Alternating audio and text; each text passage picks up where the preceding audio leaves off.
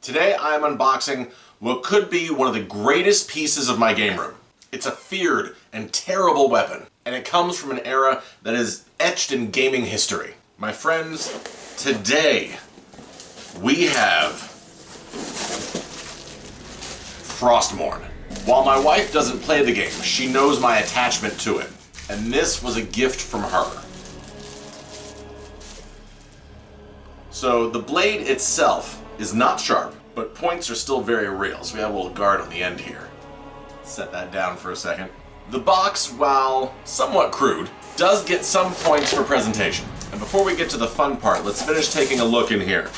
The styrofoam, which is coming apart, does hide this decorative mounting plate, along with wall anchors and what appear to be the supports that hang on the outside that support the sword. And it's fitting that this is Frostmourne because there's so much cheap styrofoam floating around that it looks like it's snowing. Let's put these items aside and talk about the reason why we're really here.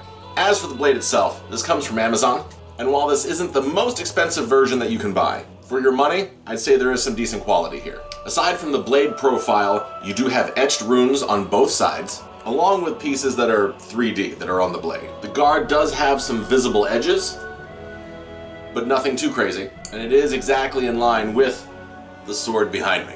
There is a faux leather wrapped handle with metal rings that go around it, and I'm not sure if it's a full tang or not, but it feels sturdy enough. And of course the whole thing is metal, so it is a little weighty. Overall, this is going to make a beautiful piece for the game room. And like I said before, in my opinion, this is a piece of gaming history.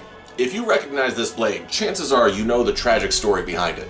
Arthas, Prince of Lordaeron and Paladin trainee, dedicated himself to purging evil from his land. And while honestly he did make some poor decisions along the way, he remained resolute and was ready to sacrifice everything. As he pursued his perceived enemy, Mal'Ganis, to Northrend, he abandoned his hammer, and despite the warnings on the blade, picked up Frostmourne, a weapon unbeknownst to him sent by the Lich King. Weapon in hand, he pursued Mal'Ganis to the ends of Northrend and slew him. So he thought. Unfortunately, by this time, the weapon had a grip on his soul, and he was under the influence of the Lich King. He went home, and in an unjustified act of cruelty, slew his father with this very sword, plunged the kingdom of Lordaeron into ruin. Ironically, the kingdom he was trying to protect when he first picked up this weapon. With Wrath of the Lich King Classic just around the corner, if you haven't played Warcraft 3, I would encourage you to. There is a remastered version out there, and while it's not the best remaster, it'll get the job done. I would encourage all of you to play through and see the incredible and quite frankly heart-wrenching story that evolves around this weapon. But that's it for now.